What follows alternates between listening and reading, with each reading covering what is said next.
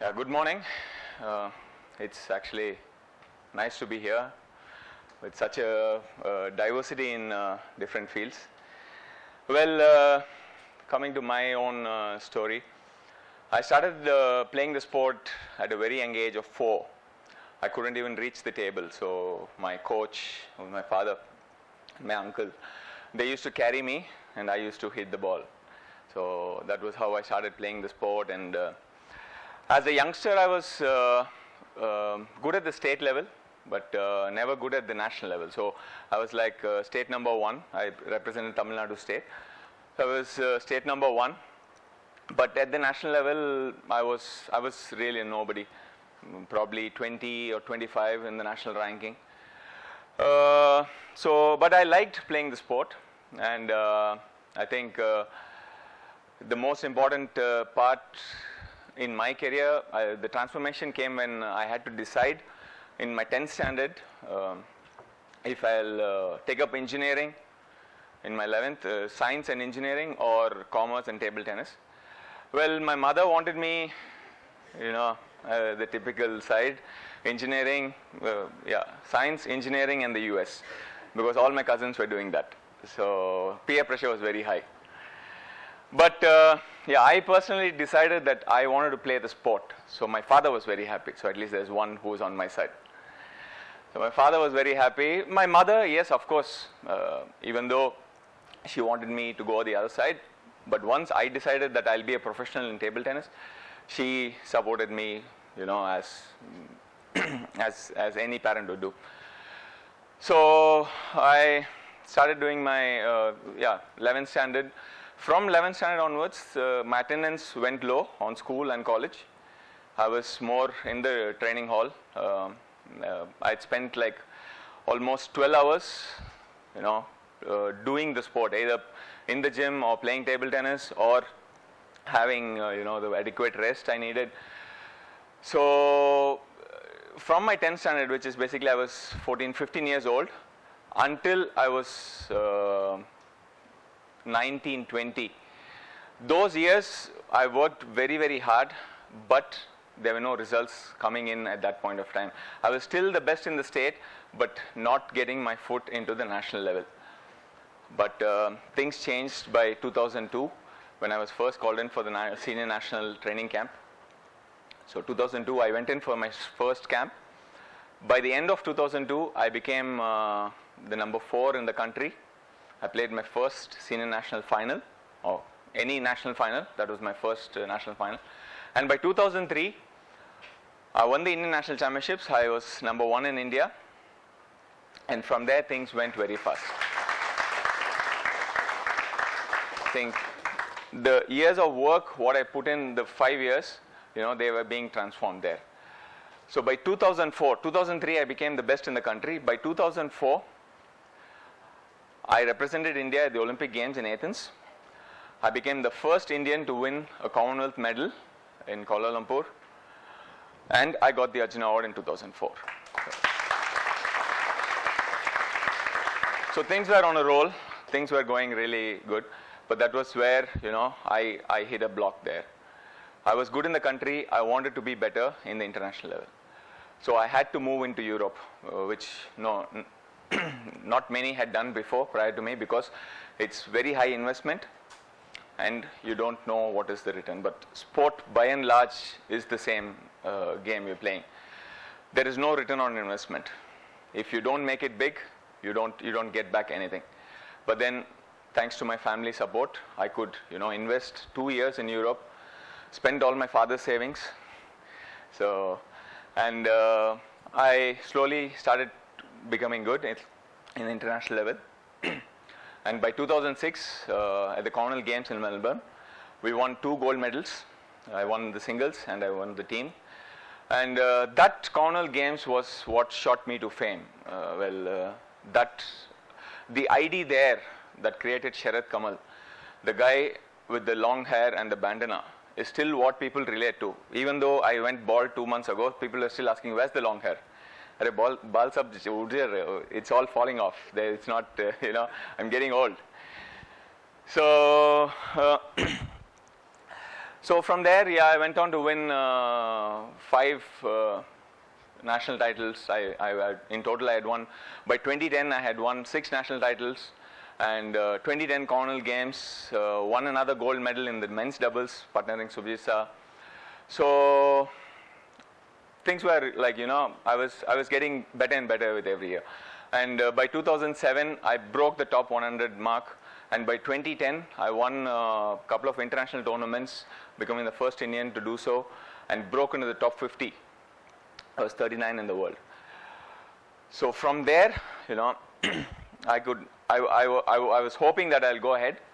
And the main aim was the London Olympic Games, where I wanted to do well. But I think destiny had other plans for me.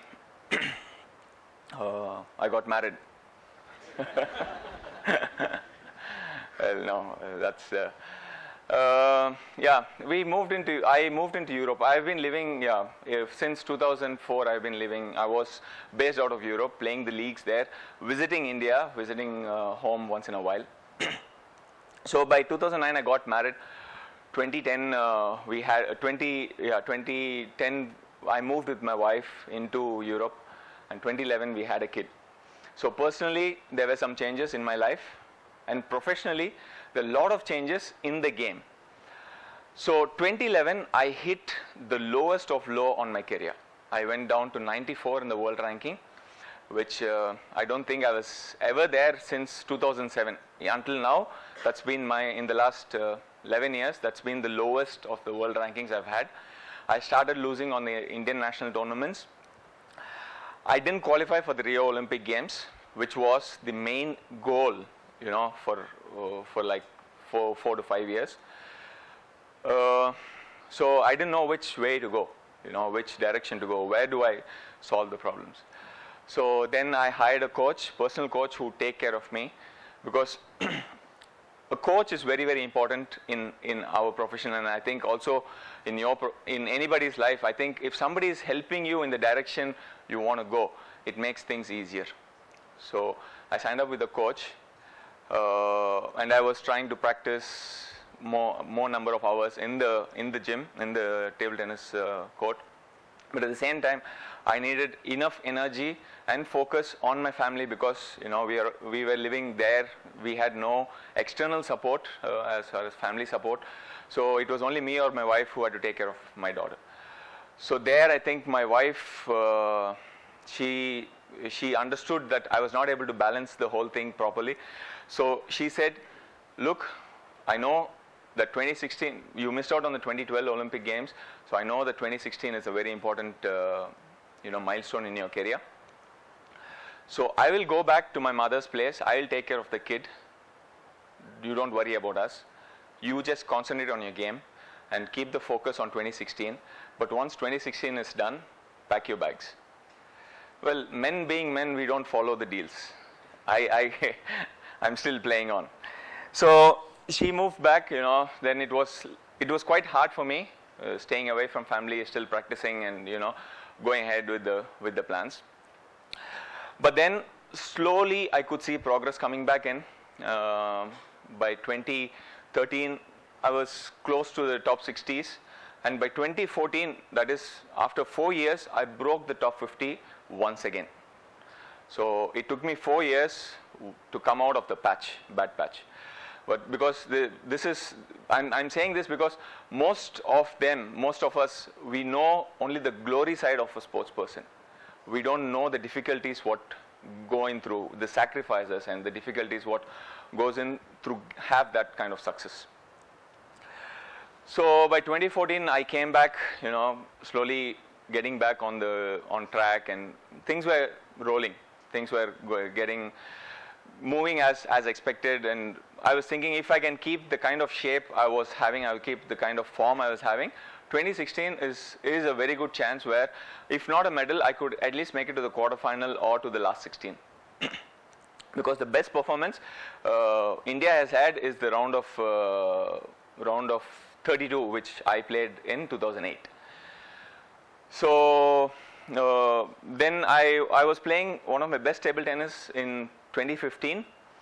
In a tournament at Asia Cup, which was happening in Jaipur, I beat four top 20 players in a span of 24 hours. So that helped me raise to my career best ranking of 38 at that point of time. And a month later, I was at the World Championships in China, and I was playing world number 28. I was ahead 3-0 out of a best of 7. So I just need one more game to win that match. And 3-0 in the middle of the 4th set, I heard a snap, and I couldn't walk anymore. There was like shooting pain in my hamstrings. So the doctor came, and they were just having a check, and the doctor could figure out that I had torn one of my muscles. So later on in the MRI scan, we found out that I had torn my hamstring muscle from my hip bone for nearly 12 centimeters. So that's a very big cut. I couldn't walk. So the doctor, during the match, then the doctor said, it's better you give up now. I said, I'm so close to win. Just give me, one more chance, one small chance. Let me try and play to win the match. But the doctor said, you have the risk of tearing it further down, which can disable your whole leg. I said, just give me a small chance, because I'm so close. I'm there. I want to get this done. So he said, okay, fine. If you feel pain at any point of time, you need to stop. So then with one leg, limping on the other leg, I continued to play. The first couple of points I won, because the opponent was still thinking that I'm injured and I can't move. So I used up, a little bit of that momentum. But then that set, I lost the 4th set. Then the doctor came up and said, okay, now do we stop? I said, just give me one last set. If I don't win the set, I will come out. Just one last set. And then I put all in on that set. I just did everything possible to win that set. I won that set, came out. I was taken out on a stretcher. I couldn't walk. Took the flight. I had very tough time sitting on a flight from China to Germany. It was a long flight. Went back, did the MRI scan. The doctor said I had to get it operated. So once the operation was done, I was 4 weeks on a wheelchair, 2.5 weeks on crutches, and it nearly took me 6 months to get back on track. And this is happening in 2015 May, and 2016 August is the Olympic Games. So and I didn't know, also after the operation and also after the rehab, everything, I didn't know if I can come back to play again. So all the sacrifices done for the whole entire career was on a, was going blank. I didn't know what I was going to do. There were a lot of days when I was depressed completely. I didn't want to go to rehab. I didn't want to start playing table tennis because I didn't know if I was able to make it there. But then slowly and steadily, by the end of the year, by November, I started playing a little bit, and then slowly started recovering, and things were moving very, very slowly until then. And then the qualification process came up in April 2016. That's exactly like 1 year after the injury happened. And normally at my level, I should qualify because I already qualified for 2 Olympic Games. And the qualification process, at my level, should have been a cakewalk. But then, at that point of time, with my current shape and my form, I was not sure of what would happen. And I still remember the night of the last day of the qualification. There were 2 days. The first 2 days were the preliminary rounds, and the third day was when I actually could qualify for the Olympic Games. That night was a nightmare. My heart is beating at close to 200 beats per minute. When I'm sleeping on my stomach, I'm not able to sleep because the heart is beating so fast. Then when I turn around and sleep, I'm not able to sleep. I'm not able to do anything. I'm not able to get myself calm. But still, the next morning, with lack of sleep and so much anxiety and nervousness, still I went on to beat a player whom I've never lost to before that or after that who's like close to 100 places behind me in the world ranking with a 4 games to 3, very, very close match. So once I qualified for that, then it was like, okay, at least I'm there at the 2016 Olympic Games. But things changed, you know, the perseverance which went through the whole process there, that is helping me to continue on with my career until now. So 2016, that, you know, I qualified for the Olympic Games, and that year again, after a gap of 5 to 6 years, I won the Indian National Championships for the 7th time. And then slowly things started moving up.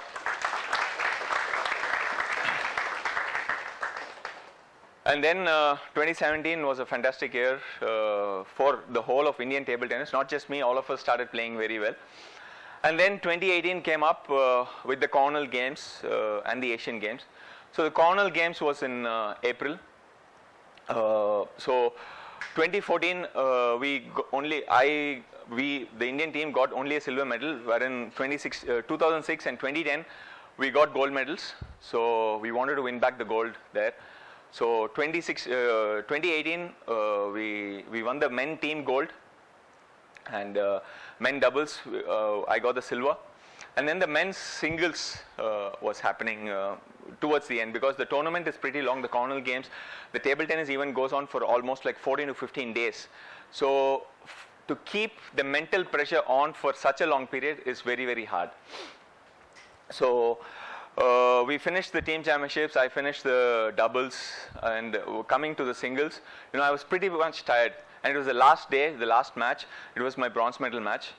The coach came up to me, and the only thing he said was, you know, it's don't play this match for yourself, or don't play this match for me. You can see there are so many people in India who want you to win this medal, and it is for them you need to win the medal.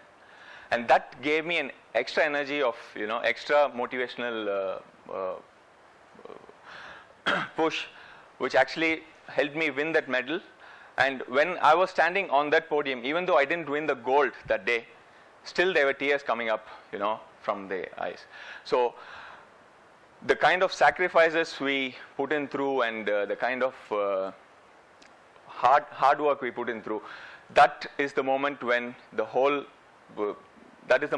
we feel cherished, when the whole country is behind us cheering for us. So thank you very much for your audience, and I hope all of you enjoyed my story.